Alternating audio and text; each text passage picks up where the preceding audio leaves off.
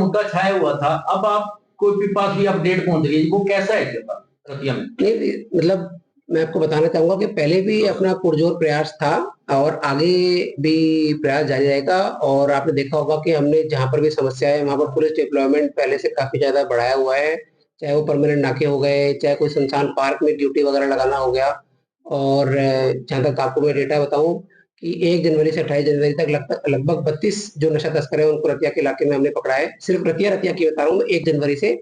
28 जनवरी के बीच में। और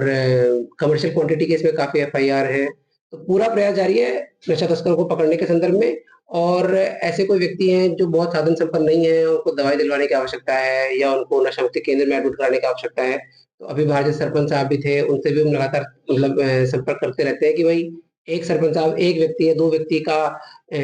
उनका रहना और दवाई का जो खर्चा है अगर वो स्पॉन्सर कर पाए, तो हर एक व्यक्ति जो संपन्न है वो अगर कई बार क्या होता है कि जो नशे की समस्या से ग्रसित लोग होते हैं वो बहुत ज्यादा संपन्न नहीं होते हैं, वो अपनी दवाई मतलब अफोर्ड नहीं कर पाते या खाना अफोर्ड नहीं कर पाते हैं। और जो नशा मुक्ति केंद्र में बेड वगैरह होते हैं वो खाली रह जाते हैं। तो पिछले 1-2 महीने में आप देखेंगे कि काफी बेड ऑक्यूपाई हुए हैं, काफी सरपंच साहब ने या और लोगों ने जो समाज के बुद्धिजीवी लोग हैं, गणमान्य लोग हैं, उन्होंने इसमें काफी बढ़ चढ़ के भाग लिया और बाहर भी इसी बारे में हम चर्चा कर रहे थे कि और इसको किस प्रकार से और बेहतर हम कर सकते हैं।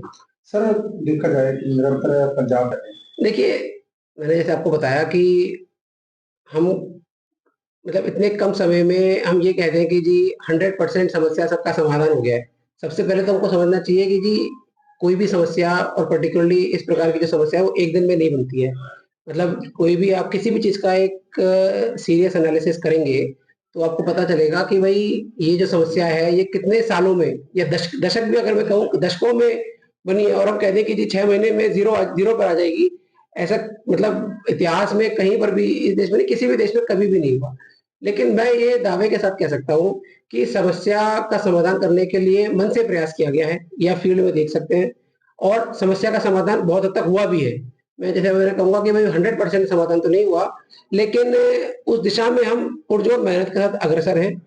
ना सिर्फ नशा तस्करों को पकड़ने के लिए बल्कि ऐसे लोगों को जिनको दवाई दिलवाने की आवश्यकता है उनको एडमिट कराने के लिए, दवाई दिलवाने के लिए। और उसी दिशा में आगे बढ़ते रहेंगे सभी के सहयोग के साथ में, अपने पत्रकार बंधुओं को सहयोग के साथ में और भी लोगों के सहयोग के साथ में। तो मुझे लगता है कि धीरे धीरे और स्थिति बेहतर हो जाएगी। सर जैसे आप कह रहे हो कि नशे के बिल्कुल कम हुआ है, क्या दूसरा क्राइम का जो आपका अपडेट होता है, रिकॉर्ड होता है, क्या दूसरा क्राइम चोरी, चेन स्नैचिंग वो भी कम है? जी बिल्कुल, मैं आपने देखो कितनी सही बात कही है, इसके रिगार्डिंग मैं आपको डेटा भी शेयर कर दूंगा। 2024 के मुकाबले 2025 में 2024 के मुकाबले 2025 में फतेहाबाद जिले का मैं टोटल बता रहा हूँ, लगभग 60% थेफ्ट में कमी है। ये डेटा आपको साथ शेयर कर देंगे कि भाई 2024 में इसी जिले में simple theft, motor vehicle theft और बर्गलरी, बर्गलरी मतलब गृह भेदन कि भाई घर में उसके चोरी वगैरह, इन तीनों के डेटा को आप ऐड कर लें 2024 में कितनी घटनाएं हुई थी वर्सेस 2025 में कितनी घटनाएं हुई, तो 50 से 60% की कमी है। क्योंकि कई बार इसी प्रकार के जो लोग होते हैं ये अपने कोई भी मतलब नशा खरीदने के लिए या इसी प्रकार की जो चीजों की पूर्ति करने के लिए कहीं स्नैचिंग करना हो गया या कहीं चोरी करना हो गया, चोरी के सामान को बेच देना फिर से वही, तो यही जो एंटी सोशल एलिमेंट्स है वही इसी प्रकार की घटनाओं को अंजाम देते थे। मुख्य कारण नशे ही। हाँ, क्योंकि क्या होता था कि जो छोटी चोरी इस प्रकार की जो चोरी होती है, पेटी थेफ्ट जिसे कहेंगे या बर्गलरी वगैरह हो गया, वो उनका पर्पज अपनी जो ये मतलब चीजों को परचेज करने के लिए या मादक पदार्थ को परचेज करने के लिए ही वो चोरी करते थे। और ये डेटा रिफ्लेक्ट करता है, आपको साथ ये शेयर भी कर दिया जाएगा 2024 और 2025 में क्या इंप्रूवमेंट। आज नशे के साथ साथ युवा वर्ग है तो वो फिर क्या अभियान चलाएगा? इसमें मैं आपको बताना चाहूंगा कि लगभग पिछले 10 महीने में 9 से 10 महीने में हमने ऑनलाइन बेटिंग के संबंध में 20 एफआईआर रजिस्टर करी है पूरे डिस्ट्रिक्ट में। हत्या का तो स्पेसिफिक डेटा आपका शेयर कर देंगे, लेकिन लगभग 20 एफआईआर में दर्ज करी है, जिसमें 22 एक लोग हमने अरेस्ट किए हैं अलग अलग टाइम पे अलग अलग जगह से। और कई पोर्टल भी हमने बंद करवाए हैं कि भैया कोई ऐप हो गई या कोई पोर्टल हो गया, जो भी जैसे हम कम्युनिकेशन करते हैं किसी भी कंसर्न अथॉरिटी से, मतलब ये तो क्लेम नहीं किया जा सकता कि 100% सारे पोर्टल बंद हो गए, लेकिन जिनकी इन्फॉर्मेशन हमारे तक आती है। और कई बार क्या होता है कि ये जो पोर्टल्स वगैरह होते हैं ये इंडिया से ऑपरेट नहीं हो रहे होते हैं, मतलब इंडिया के बाहर कोई दूसरे कंट्री में वो होस्टेड होते हैं। तो कई बार वो जो कंपनीज होती हैं वो हमारे डायरेक्शंस को 100% कंप्लाई नहीं भी करती हैं, लेकिन फिर भी हमने कई पोर्टल, क्योंकि मैंने खुद ने चेक किया कि भाई वो पोर्टल कुछ ऐसे थे जो पहले चल रहे थे वो अभी एक्टिव नहीं है। तो इस संदर्भ में जो ऑर्गेनाइज्ड बेटिंग होती है, जैसे कहते हैं कि भाई कोई क्रिकेट मैच हो गया, कोई इस प्रकार की चीज हो गई जिसमें लोगों के या युवा वर्ग के पैसे लगवाते हैं या अगर वो हार जाते हैं, तो ऐसे अपराधियों के मन में एक भय का माहौल पैदा करने का हमने प्रयास किया है। लेकिन फिर भी अगर इस प्रकार की कोई व्यक्ति, जैसे कई बार मेरे नोटिस में आता है कि व्यक्ति यहाँ से किसी और जिले में चले जाते हैं, जैसे मान लीजिए, और वहां पर जाकर रहने वाले यहाँ के, और मान लीजिए हिसार चले गए या मतलब पंजाब चले गए या मान लीजिए और किसी आसपास के स्टेट में जाके फिर वहां उन्होंने किसी प्रकार की डील करी या जो भी करा या पैसे लगाए। तो देखिए, इसमें थोड़ी सी समस्या आ जाती है, क्योंकि मतलब फतेहाबाद या आसपास के जिलों में तो हम लगातार कार्रवाई करते रहते हैं, लेकिन कोई दूसरे स्टेट में चला जाए या कोई बहुत दूर चला जाए और फिर जाके वहां पर वो कार्रवाई करे, तो वहां पर, क्योंकि ऐसे कई मैटर मेरे सामने आए हैं कि जी यहाँ से भाई हरिद्वार चले गए या पता नहीं कहीं और चले गए। तो इसमें हम लगातार जो युवा वर्ग है या इस प्रकार के जो लोग हैं उनको जागरूक भी करते रहते हैं कि पुलिस तो कार्रवाई कर ही रही है, लेकिन जो व्यक्ति इस प्रकार की चीजों में खुद पैसे लगा रहा है, तो उनको भी सोचना चाहिए कि भाई अगर गलत चीज में हम संलिप्त होंगे, उसका क्या नतीजा होगा। सर, जैसे आपने कहा ट्रीटमेंट कराया जा रहा है जो लोग नशा करते हैं, सर एक ऐसा केस है कि महिला आपकी तरफ से प्रशासन की है या कहीं से? नहीं, बिल्कुल आपकी सही बात है। मैं थोड़ा सा इसके बैकग्राउंड में बताना चाहूंगा कि अभी से 2-3 महीने पहले की अगर आपको स्थिति बताऊं, तो मतलब इस डिस्ट्रिक्ट में प्राइवेट नशा मुक्ति केंद्र, जो मतलब सभी को तो ऐड नहीं कर रहा, लेकिन 8 मान्यता प्राप्त नशा मुक्ति केंद्र है पूरे डिस्ट्रिक्ट में, और बेड की संख्या लगभग 70-80 आप मान लीजिए। तो अभी से 3-4 या 5 महीने पहले मतलब समस्या तो आपको पता ही है कि थी, लेकिन लगभग 100% बेड वेकेंट थे, खाली थे, क्योंकि जो जिनको एडमिट हो रहा था उनके पास में एडमिट होने के पैसे नहीं, वहाँ एडमिट होने के लिए दवाई खरीदने के पैसे नहीं, या अगर मान लीजिए एडमिट हो गए तो खाना खाने के पैसे नहीं।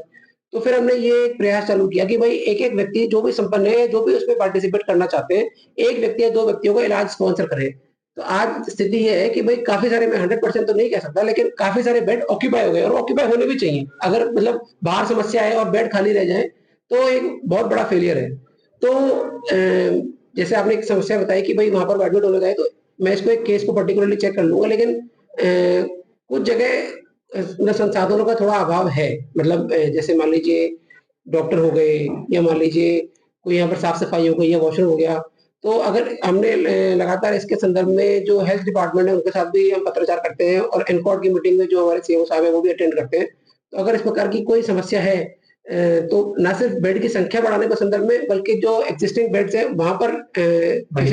महिलाओं की फैसिलिटीज को इम्प्रूव करने के लिए और पूरा प्रयास करेंगे। एक क्वेश्चन है, हाँ, आम जनता में ये चर्चा चलती है जैसे पुलिस नशा तस्करों को पकड़ लेती है और उनको जेल में भी भेज देती है, ऐसे ही मेडिकल वालों को भी पकड़ते हैं, तो कुछ समय बाद वो छूटकर फिर से दोबारा वही नशे का काम करने लग जाते हैं। तो पुलिस के पास ऐसा कोई प्रावधान है भी जो बार बार नशे का काम करते हैं उनको वो नशा ना कर सके, दोबारा ना बेच सके? इसमें जी मतलब एक एक्ट है, PIT NDPS act, prevention of illicit trafficking in narcotic drugs and psychotropic substances act. तो पिट एनडीपीएस एक्ट क्या कहता है कि इस प्रकार के जो लोग हैं, जो बार बार इस प्रकार की तस्करी के मैटर में इन्वॉल्व होते हैं या बेल पे बाहर आ जाते हैं, फिर से वही कर रहे हैं, तो ऐसे लोगों को हम उनका पिट एनडीपीएस का प्रपोजल बना के उनको प्रिवेंटिव डिटेंशन के अंदर 6 महीने से लेकर 1 साल तक हम भेज देते हैं। और कई ऐसे लोगों को, मतलब कई सौ ऐसे लोगों को हमने पिट एनडीपीएस में बंद भी करवाया है, जो लगातार 1, 2, 3 बार बाहर आते हैं, और मतलब 6 महीने, साल भर बाद या उससे पहले बेल पर बाहर आने के बाद फिर से इस प्रकार की चीजों में जुट जाते हैं, और यही इसी चीज को अपना आय का स्रोत बना लिया है, मादक पदार्थ की तस्करी करके धनोपार्जन कर रहे हैं। तो ना सिर्फ उनकी प्रॉपर्टी अटैचमेंट का काम, बल्कि पिट एनडीपीएस में उनको प्रिवेंटिव डिटेंशन के लॉ के अंतर्गत उनको बंद करवाने का काम भी लगातार हम कर रहे हैं, और कई ऐसे लोगों को बंद भी करवा चुके हैं, और आगे भी कार्रवाई अभी भी जारी है। फतेहाबाद में भी कोई प्रॉपर्टी अटैच की हुई है सर? हाँ जी, मैं आपको बताना चाहूंगा कि 68F एनडीपीएस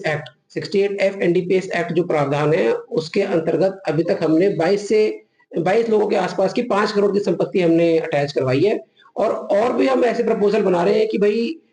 जो इस प्रकार की चीजों को करके धनोपार्जन कर रहे हैं, चाहे वो चल संपत्ति हो चाहे अचल संपत्ति हो, उनको अटैच करने का हम कार्रवाई कर रहे हैं। सर वो 22 लोग पूरे जिले के हैं या क्या? पूरे जिले के हैं, पूरे जिले के हैं। लगभग 5 करोड़ के आसपास की उनकी संपत्ति है, 4.9 करोड़ के आसपास कुछ है, वो डिटेल आपको प्रोवाइड करा।